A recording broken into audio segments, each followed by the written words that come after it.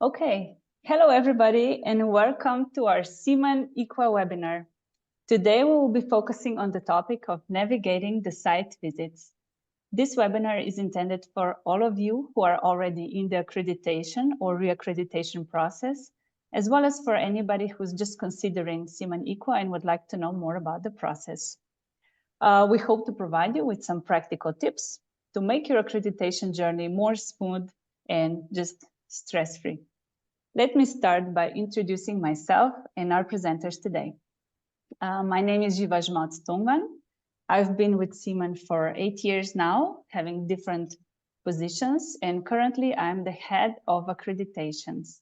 As the head, I'm the main contact person for all of the schools that are in the process. So even after this webinar, whatever questions you have about accreditation, please feel free to turn directly to me. I'll be happy to answer any questions.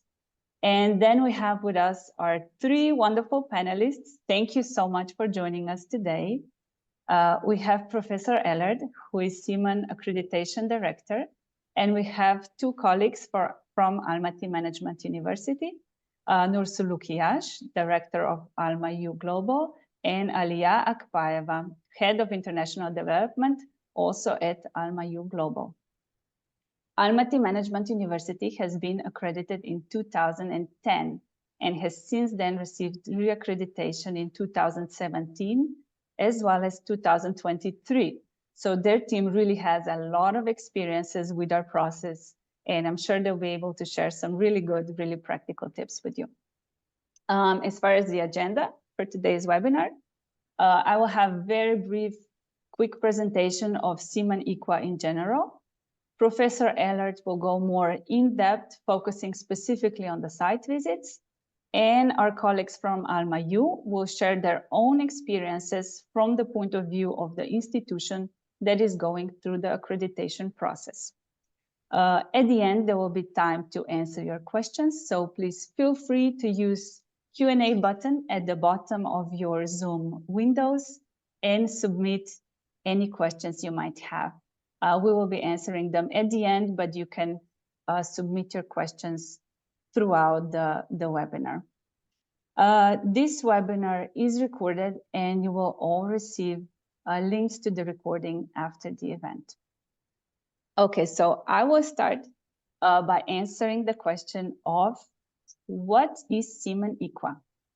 CEEMAN IQA is an international quality accreditation enhancing management education through a unique process which focuses on 3 dimensions.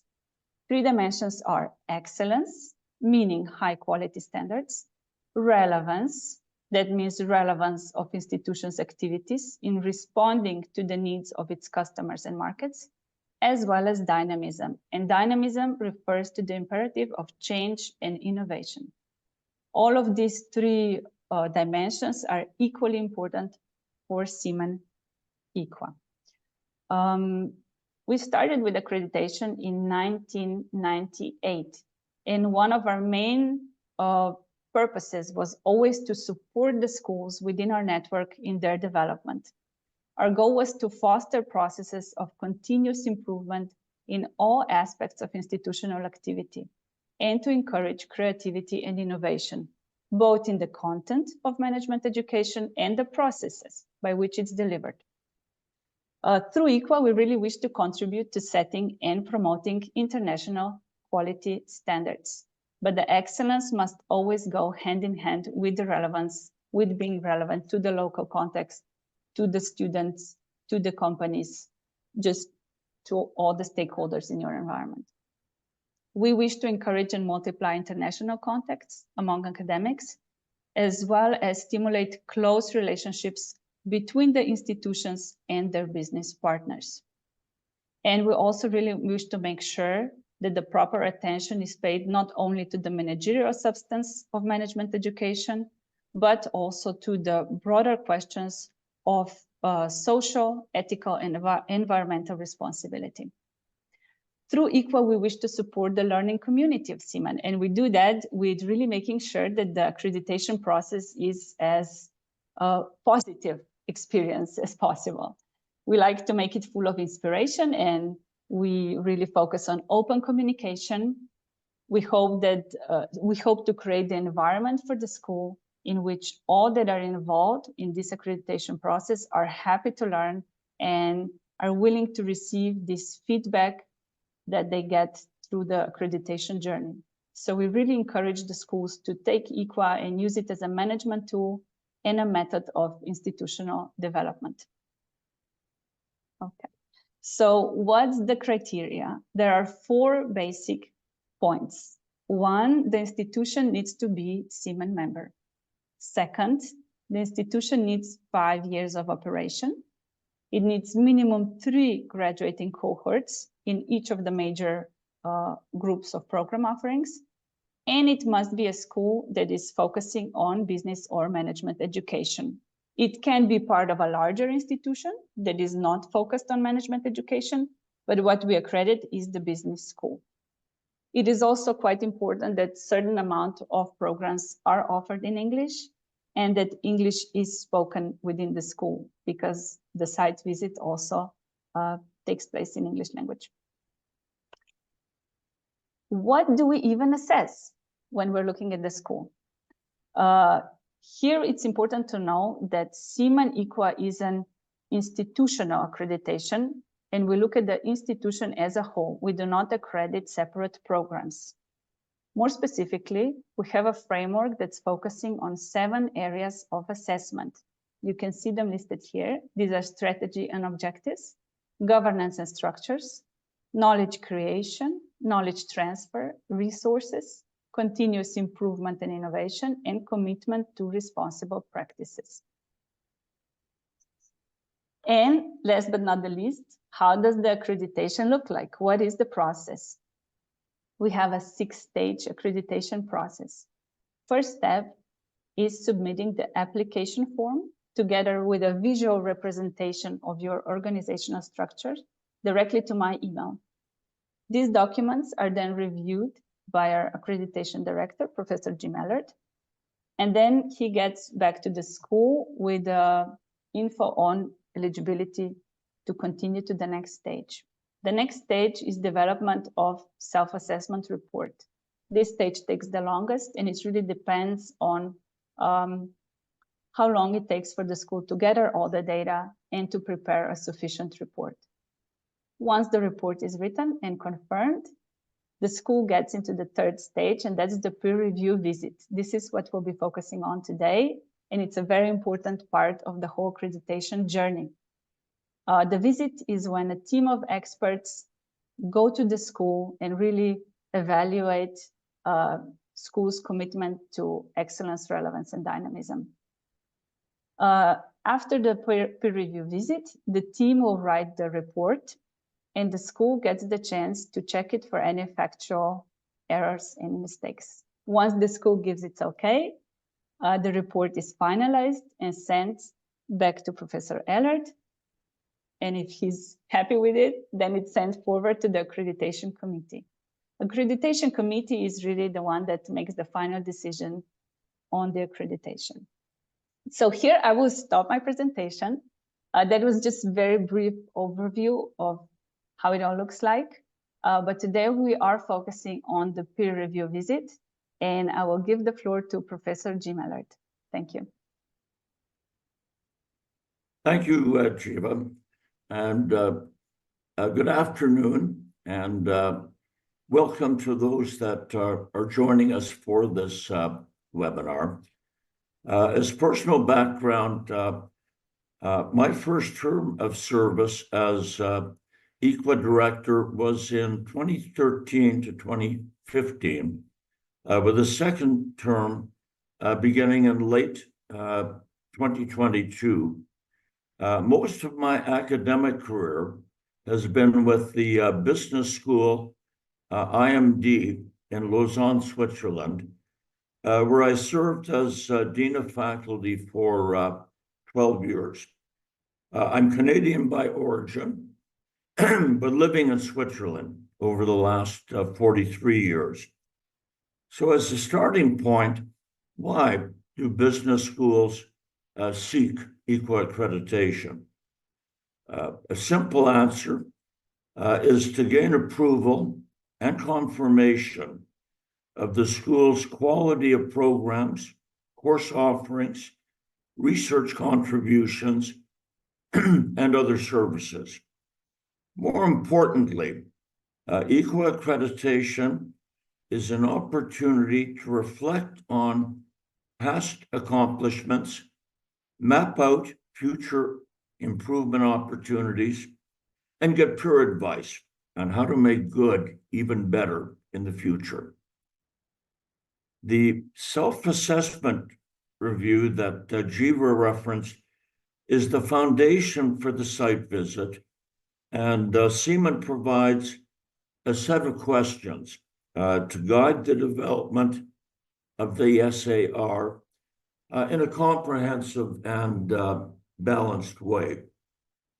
Good self-assessment reports are typically self-critical. The most credible SARs are perceptive in highlighting school strengths while identifying reasonable aspirations and clear priorities for future self-improvement. The site visit is an important part of the IQA accreditation process,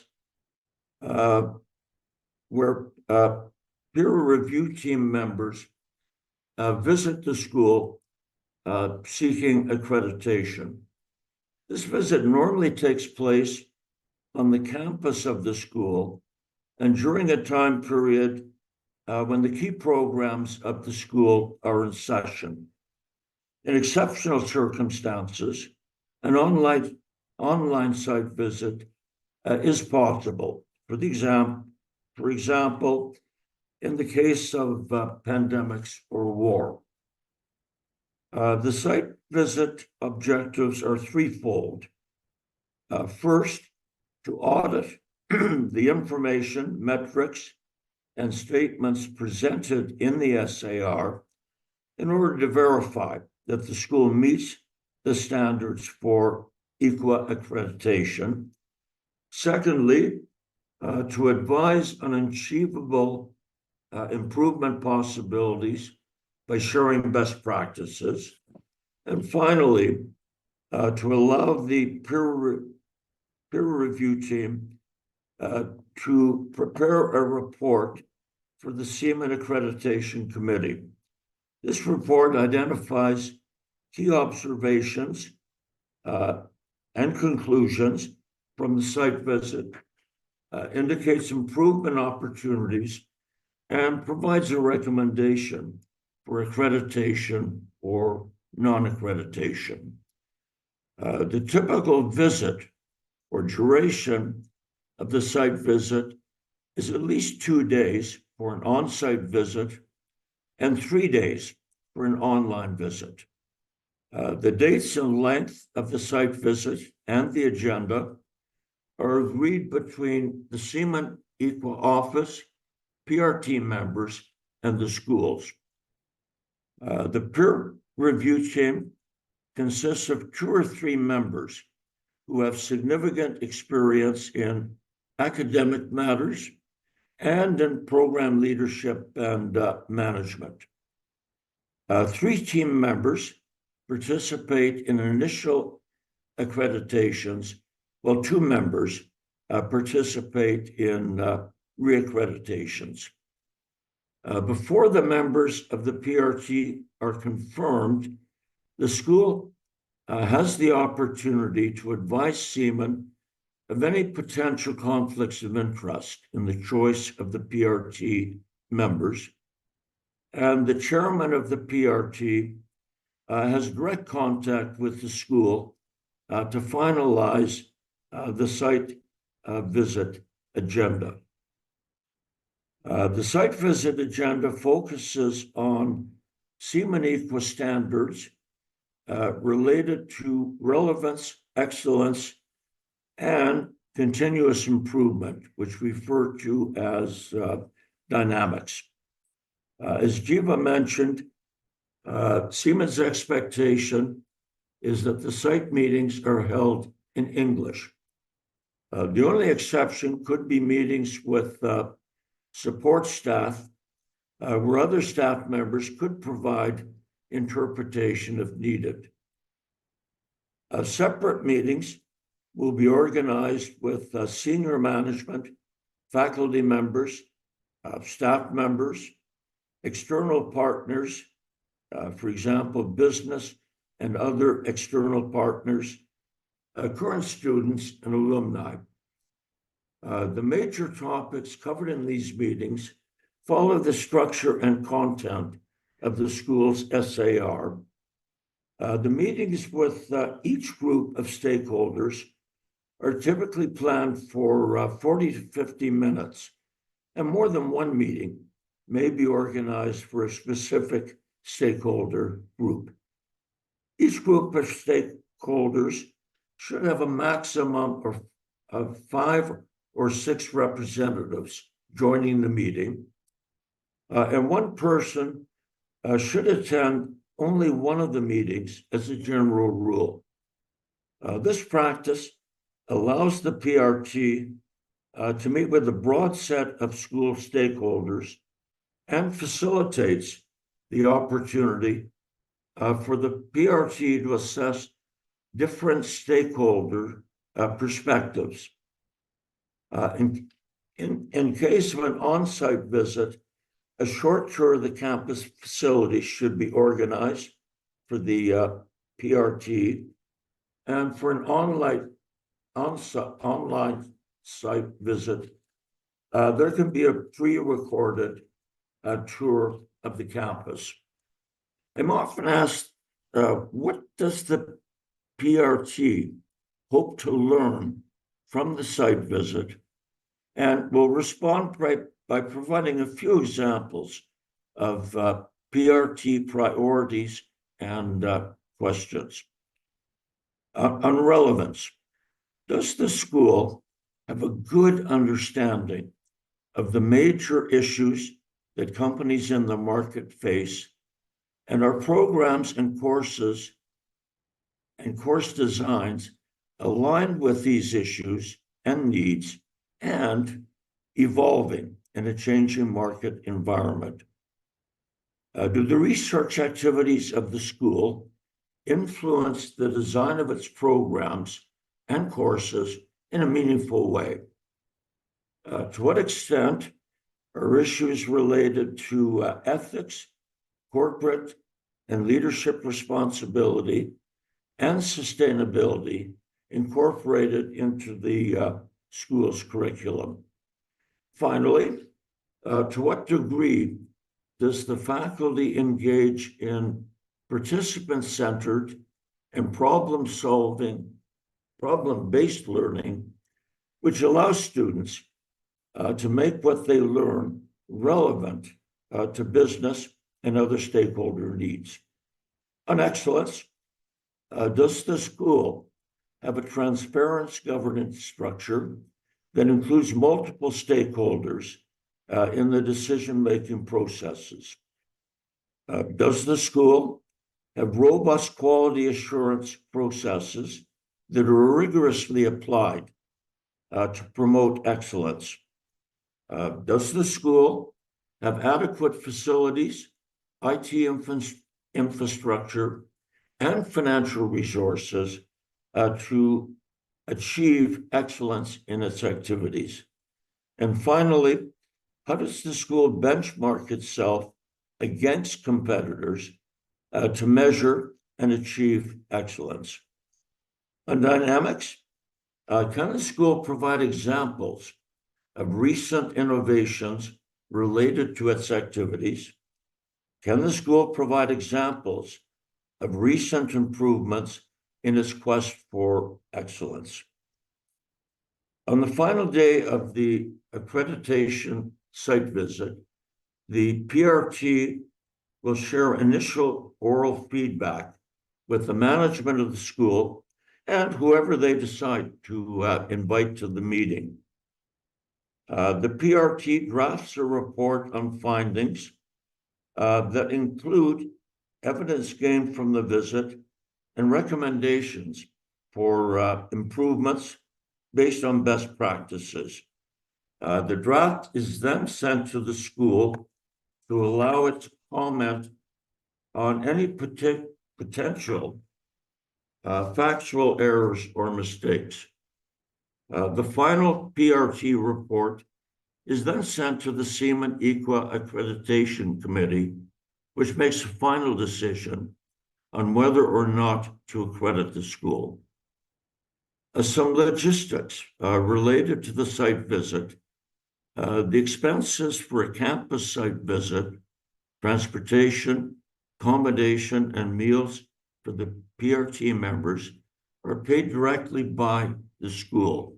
The school also organizes other logistics, for example, booking flight tickets and hotel reservations for the PRT members, arranging the airport pickup, and arranging for lunches and dinners. Evening dinners during an on-campus visit are usually reserved for the PRT members alone, so that this time can be used by them for preparation and reflection. Prior to the site visit, the school develops a digital online location where documents can be uploaded and shared with the PRT. The school will receive guidance in advance on which documents should be included in this location. Thank you for listening, and I will be pleased to respond to questions during the Q&A session.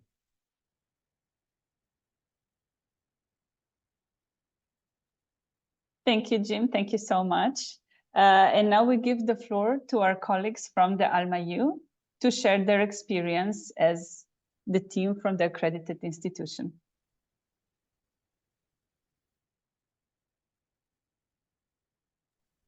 Okay. Hello, dear colleagues. Can you hear me? Yes, fine. So my name is Narsolu. I am a director of International Cooperation Department at Almaty Management University. And let me give you short information about us. So Almaty Management University is non-profit private university in Kazakhstan, Central Asia. And today we have more than 5,000 students and more than 500 faculty members. And in our 10 schools and 2 centers, we have such educational programs like business and management, law, social sciences, journalism, and last 3 years we opened also service sector and ICT. And so if we speak shortly about our history, our networking with CEEMAN. We are CEEMAN member institutions from 1993. So last year it was our 20th anniversary, and we are hosts of 23rd and 31st CEEMAN annual conference. And I think main fact on this slide is that we are 3 times accredited by CEEMAN IQA. And so in Kazakhstan today we have 2 business schools who are accredited by CEEMAN IQA. It's Almaty Management University and Narcos University, but we are happy to be first in this region, and we hope that there will be more accredited schools in Central Asia. So we structured our presentation based on the questions that were provided by colleagues from CEEMAN. Until April of this year, our office was responsible for all international accreditations and rankings. And during accreditation, I'm responsible for data analysis, data checking, and Miss Alia, she's a main contact and the main person on all accreditation process, and she's also like contact person, focal point for peer visit. And on the background of our office and Miss Alia, she's a creator of 7 self-assessment reports. 5 of them was international. And so Alia, floor is yours. Thank you, Narsolu. Hello, everyone. My name is Alia. I was responsible for 4 years, for sure, for rankings and accreditations in my institution.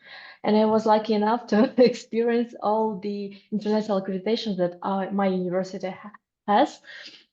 So I participated in the majority of them. from the very beginning in both formats, offline, online, during pandemic, after pandemic, current normal times, offline, in person.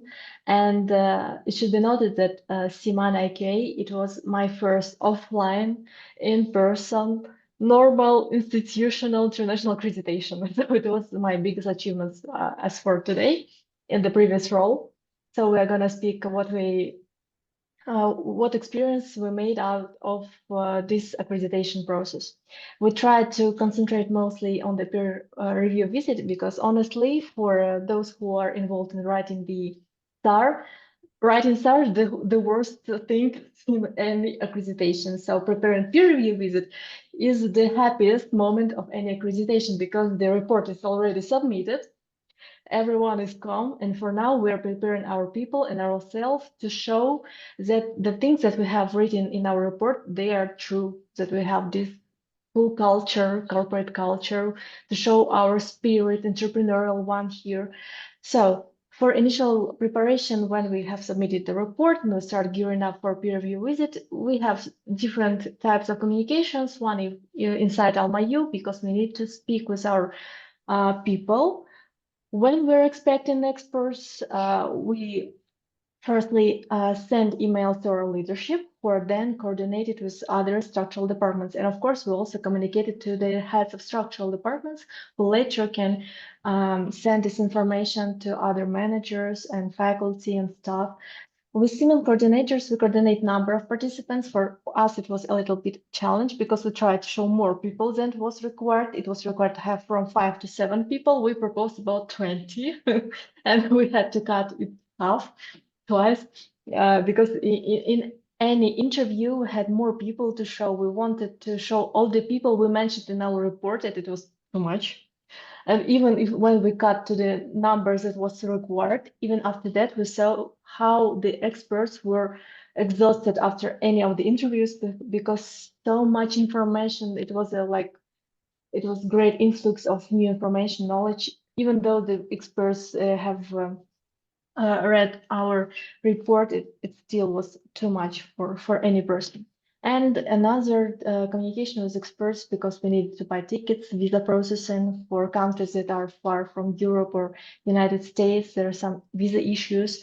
Sometimes, in this case, we had to change one expert because his country of origin, the visa needed more time to process, and we didn't have the time. So CEEMAN kindly changed the expert because we didn't manage to prepare visa in time. And transfer details, of course. So next slide. Staff and faculty engagement. For accreditation process, we are usually, one moment, sorry. We're seeking for staff with deep understanding of importance of accreditation because people do understand that it's important, it should be prioritized, but they do not track for this. And only loyal people who are sometimes they're for a long period of time in our team, sometimes they're just love the university, and these people are the most efficient one who help us in accreditation processes. Also, we seek for the advice of department heads because the writer of the report, he or she doesn't possess all this knowledge on how complex is the processes in this or that area of the university work. So we usually need to speak and ask for explanations of many things while preparing reports or preparing interviews. So for communication, we used to have one-to-one meetings with middle management, with process owners, weekly meetings with top management to explain how it goes, where we have some moments, disadvantages, what should be hidden, what things should be shown more, etc.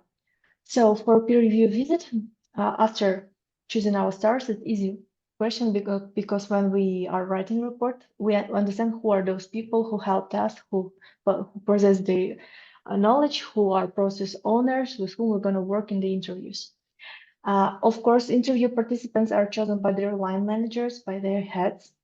And after that, we have these information meetings, information letters for each interview section to briefly explain what was written in the report, because none of the staff usually will read it from the very beginning to the very and even if it is read in complete version, usually people need it to be explained in easy way to like check whether we're on the same step. A leadership role. From our top management, we usually await more talking about the importance, explanation of the reasons and the necessity of accreditation.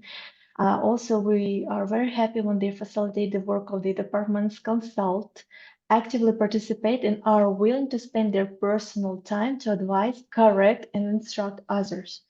Because sometimes it's only top management who have this influence on others to change things. As a manager, sometimes we are not like maybe in good speaking terms. Sometimes we have problems with communication. Different departments have different problems at different periods of times, and only top management can like from the up to bottom say what is really important for the institution. Then from leadership, we await paying attention to the workload, plan this workload and task influx to the departments that are engaged in writing a report. Because we have so many different activities at the same time. And it's very often by coincidence when we have something important that was prioritized, something else very important comes to the same time. And here it's always juggling with all these tasks. Yeah, so for this moment, also main rule is when the report is already submitted, even if we have written something wrong, it happens.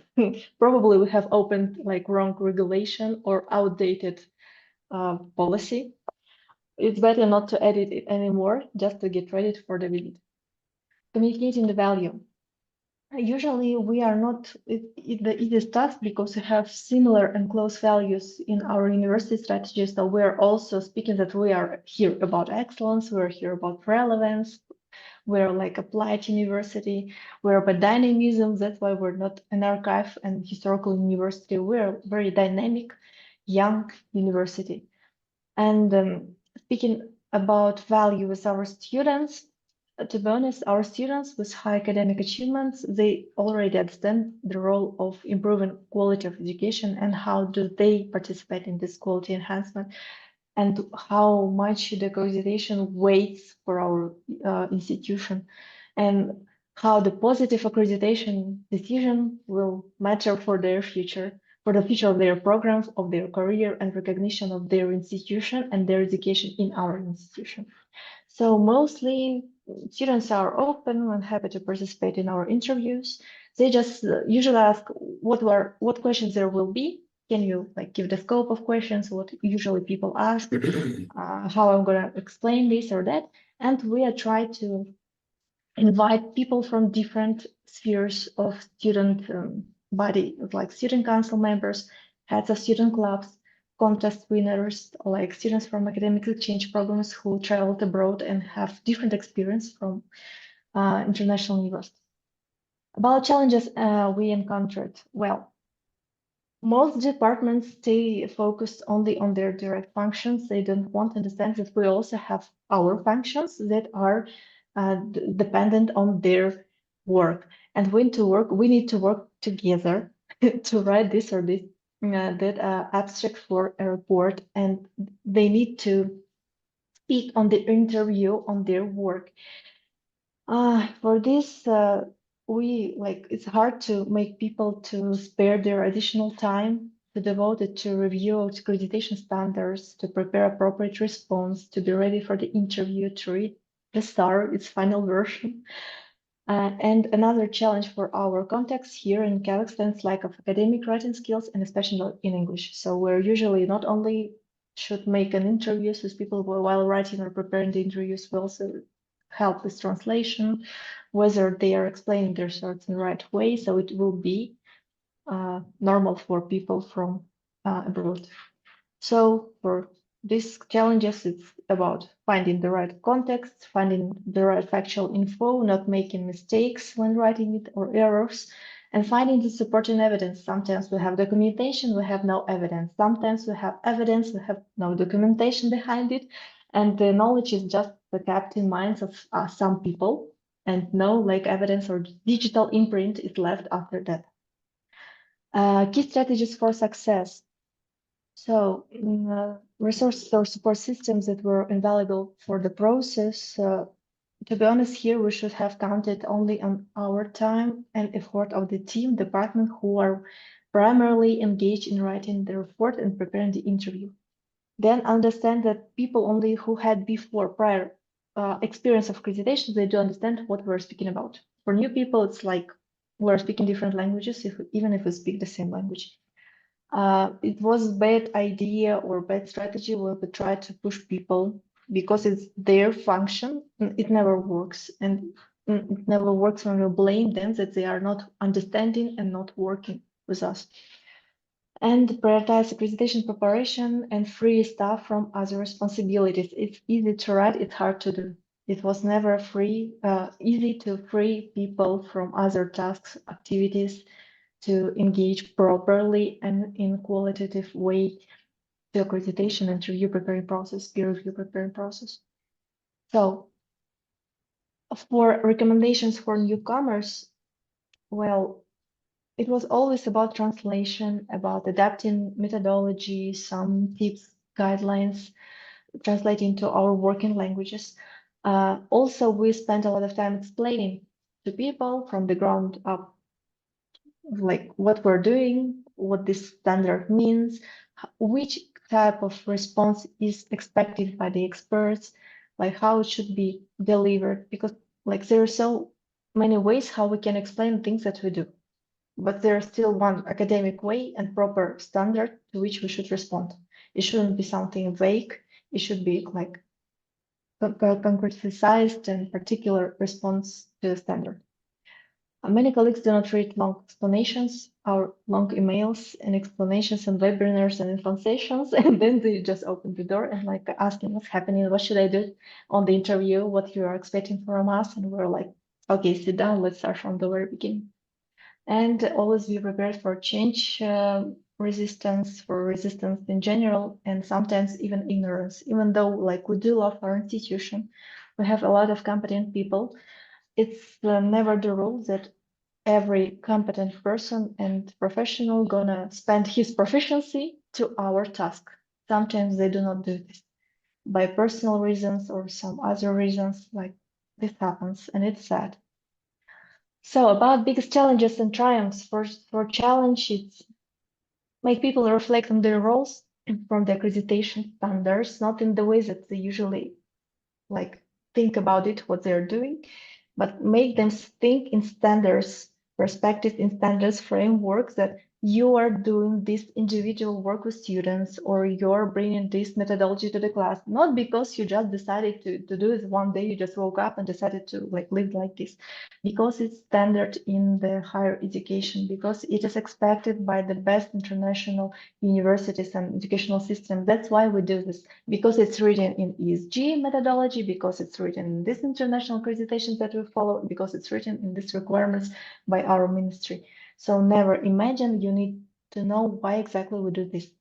And the second task is to make them write these ideas down. They may speak a lot when they're good at speaking, but they never write this down. So there's no digital footprint after that. But about triumph is about we usually use the term loyal people, loyal to university people who can dedicate their time, their effort, and their competencies they do have to our accreditation, our mutual accreditation. It's not the accreditation of the department, it's the accreditation of the university. And for the external experts, we're one big institution, one big organism, and one big team. Even though we are fighting here inside with our departments, for the external experts, we should be like one very friends, like big friends, and show only the friendship, not showing that we don't like each other sometimes in real life. And about improvement opportunities. So we spend a lot of time on speaking and not writing, so more short personal meetings. Personal evidence is our goal in writing a report and preparing for interview. Then more focus groups and interviews. Sometimes we lack the real speaking out of the soul, not the one that is usually said on the meetings where it's formal, very like clerical one. Usually people give very interesting insights and evidence when we're speaking like freely, like one-to-one, just they come to our office and we're just chatting with the coffee. And here, good ideas, great ideas, and great evidence usually born. And you make people save this evidence and think in terms of accreditation and ESG standards, because people do. Here we are the type of culture who do a lot and never save things or document things that we do. And sometimes we're bad at saving the evidence that something have been done. And meetings should be with process owners rather than with specific departments, because unfortunately, probably it's not good for the institution. It's not always that structures or institutions inside the big universities work. Sometimes it's people, individualities who are process owners, who are very important in this or that process. Maybe it's not the whole department, it's just one single person who is actually the Atlant holding the earth on its shoulders. So for us, the improvements that we should do every time, our continuous improvement is saving today to prove it tomorrow. And personal reflections on the peer review visit, how it impacted our perspective on quality assurance and accreditation. We have here the idea that local education in Kazakhstan is like pretty invisible on the global arena, like because of language matters, because of geographical moments, like geopolitical moments. And we are not developing equal cooperation or equal exchange. We're usually trying to run after someone, like whether it's European model, Asian model, or international business school best model. So for us, peer review visit is getting the international perspective and advice how to grow dynamically, properly, like in our way, in our manner.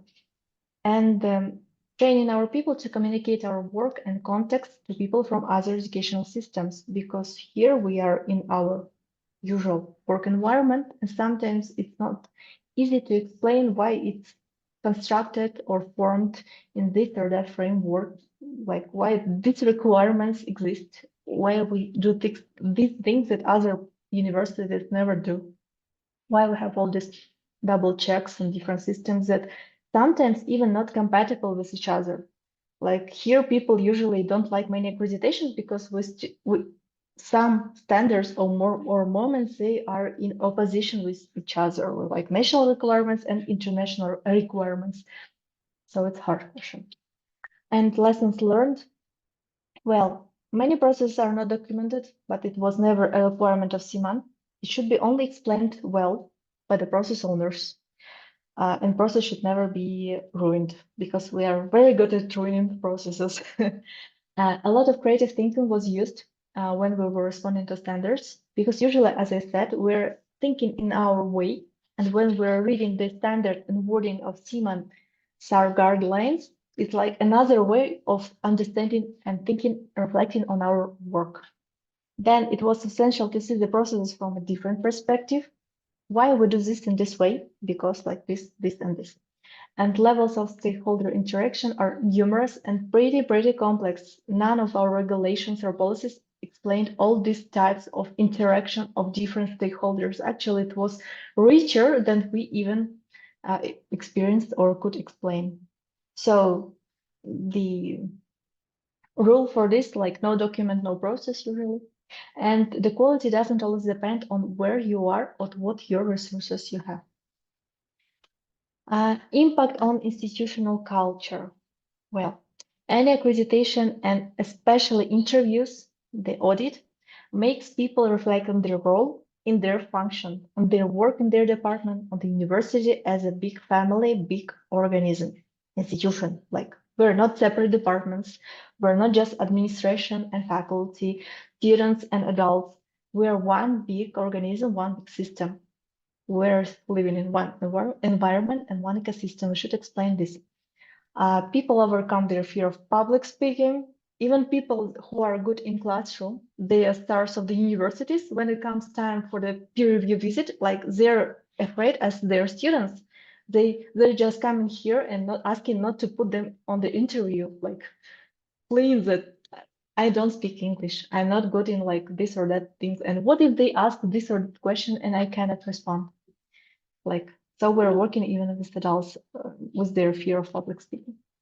But winning once, like making accreditation successfully, makes people believe in winning in future. After the first interview, when they overcome this fear of speaking in English, speaking with international experts, after that they were like ready for any other accreditation. Then another good thing is team building. Our small team also experienced this team building because after accreditation, like we have seen the best and the worst in ourselves, in our teammates. So it is really this crucial moment that makes people grow. We hope in future leaders or future professionals. And drawback, it's also the way of cleaning a team.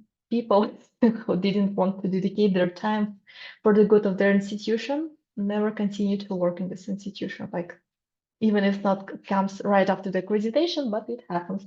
So the probably impact of this institutional accreditation is also team refinement, team optimization, where people who do not align with the organization's values, future, vision, they are assessed, replaced, or just they go. So, and the last thing about long-term benefit, we usually say here that it's of immense significance for us. It's a good tool for our audit. Without any accreditation, we would be sitting on the same place with the same requirements, same things, not moving, like thinking that we're the best of the best, like here in our arena. We don't need to change anything. Any accreditation comes and gives us this perspective that no, guys, there are so many moments, so many things that you should improve actually. Okay, you're right now writing that you're good in this, you have these processes, you have these structures, you're following the standards. But in the end, we are writing in SR, we are proving it on the peer review visit. And after that, we're saying goodbye to the peer review team and start to work on the drawbacks and recommendations from the experts, because there are always so many things that should be improved. There are so many good things that should be incorporated in our university if we really want to follow the academic excellence that we're speaking a lot about here. So CEEMAN IQA here empowers us to provide a really transformative educational experience, equip our students with skills and knowledge. Like when we're speaking about relevance and dynamism, we need to follow this relevance and dynamism, and of course, excellence. And we hope this accreditation, as long-term benefits, this recognition. To be honest, CEEMAN was and is still this international association organism who really recognizes us, who feels us as equal on this international arena.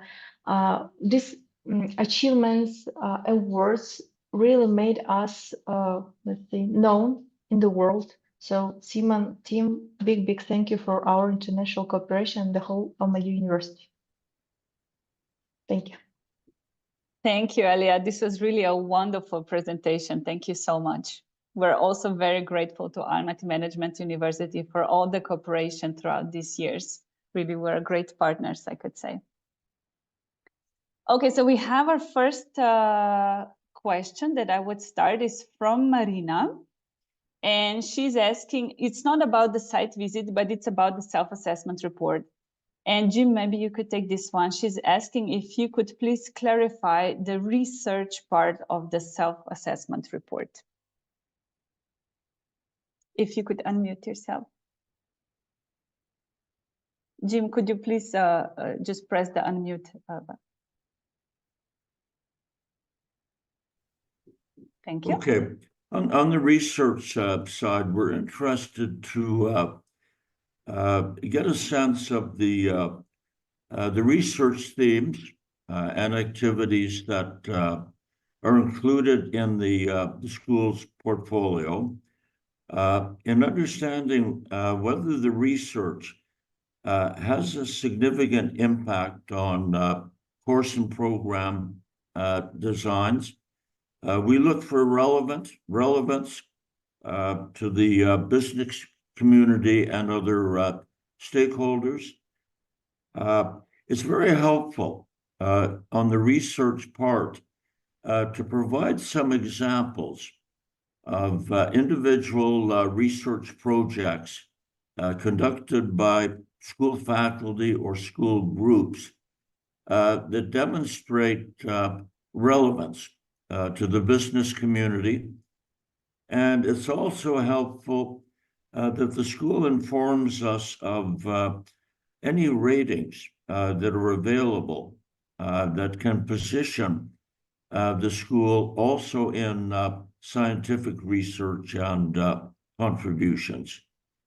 I hope that answers the questions, but I can take a follow-up if needed. I know that we had a question from one school before, and they were asking if they need to provide a whole list of the research publications, and if that needs to be in the original language or translated to English. So no, research we will accept in any language. We hope that some of it is in the English language to allow the PRT team to read and get a sense of what's important to the business school in terms of research outputs. How does the school measure the quality of its research? okay, thank you. Let's go to the next question. We have a question about meetings during an in-person site visit. Can some of them be held online or in a hybrid format? No, we prefer to do the interviews if it's an on-site campus visit. We prefer to do the interviews in person rather than online or hybrid. Okay, thank you. What about site visits of the school that has more campuses? That's the next question. Do the PRT members need to visit all of the campuses or just one? No, typically we would visit one campus, but we would hope that representatives from the other campuses would participate in some of the meetings at the central site. Okay, thank you. We have one last question, and that is from Tom. He's asking, we are beginning to prepare for self-assessment. The majority of our programs are in Polish. So which documents do you need to see in English? Okay, we try to limit the amount of translation that needs to be done, and we'll work with the school during the SAR to determine whether there's a need to translate some documents, but this will happen on a school-by-school basis. But let's say CVs of professors, that's good to have in English, yeah. Yeah, I'm sorry, I didn't catch that, Jiva. Yes, certain documents like CVs of professors that for sure must be provided. Yeah, I mean, CVs, if possible, in English would be very helpful. And so sometimes we may request minutes from meetings of decision makers or decision-making bodies within the school, but we try to limit mass translation of many documents. Okay, thank you so much. I think these were all the questions that were submitted. If any of you has questions after this webinar, you can always send an email to me and we'll be happy to answer them. Just to one last thing that I want to share with you. Let me see. We would like to kindly invite you to join us for our next IQA session, which will be taking place at our annual conference. That will be in Innsbruck, Austria on 25th until 27th of September. So you're really all kindly invited to join us for the conference, meet us there in person, and we can talk more about the accreditation and generally about management development This year's topic is entrepreneurship in the digital age, and we're organizing it with our partner, MCI. So thank you very much for your time, for joining us today. Thank you very much to the presenters for joining us. This was really wonderful, and wish you a nice day. Thank you. Thank you, colleagues. Bye-bye. Bye.